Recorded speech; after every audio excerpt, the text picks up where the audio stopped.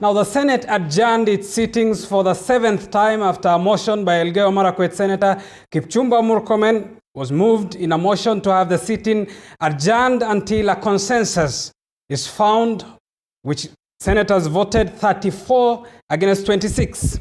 The Senate will have a sitting next week on Tuesday to discuss various amendments, including Senator Sakaja's amendment. Our parliamentary affairs reporter Elizabeth Mutuku begins our broadcast tonight. The whole country is watching us and has been watching us for this is the 7th time. We are just moving backwards. Really, we are going to look ridiculous. We must move forward.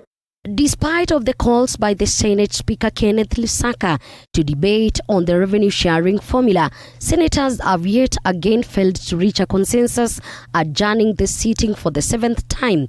An adjournment motion tabled by Elgeyo Marakwet Senator Kipchumba Murkomen was supported by 34 senators against 26. Mr. Speaker, we cannot close our eyes on the fact that if you look at the map, and Senator Orengo captured it very well last week, I wish we listened to Senator Orengo. And Mr. Speaker, because if you look at the map of the losers, Mr. Speaker, you will realize that there is a big, huge red map of a greater landmass of this country, Mr. Speaker, who are losing. And then there are dots in green in a particular corner that are gaining. And then, Mr. Speaker, we have the confidence to tell the people of Kenya, Kenya is about population. But the definition of a country, its people and its territory, Mr. Speaker. I was very shocked when I saw a big banner on a highway which is targeting my colleague, Senator Sakaja. These are things which are out there. I know the majority leader has asked me to substantiate, and I shall.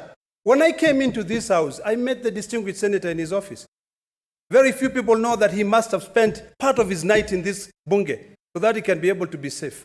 The Senate leadership is expected to have consultation meetings with senators within the week ahead of another sitting on Tuesday next week. And Mr. Speaker, that's why, in fact, the last time when I was moving on a point of order to defer debate, my point was that taking a vote on the question of resources is always a very difficult question. But it is better for us to talk and achieve consensus.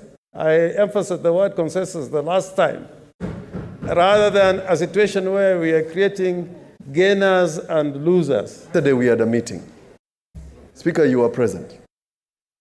And in that meeting, we agreed on a framework for counties getting the balance of their payments, which is 29 billion. I was a little disappointed, Mr. Speaker, and I must say it in the floor, that we appeared disjointed as a Senate on counties getting funds as we continue to discuss this matter.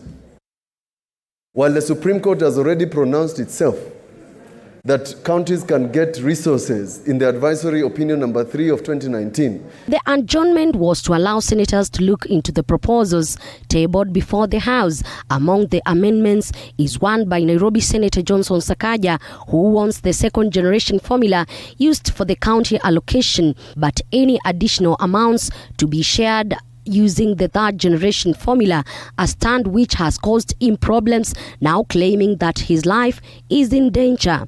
And now, let me not even talk about the other incident. Yesterday,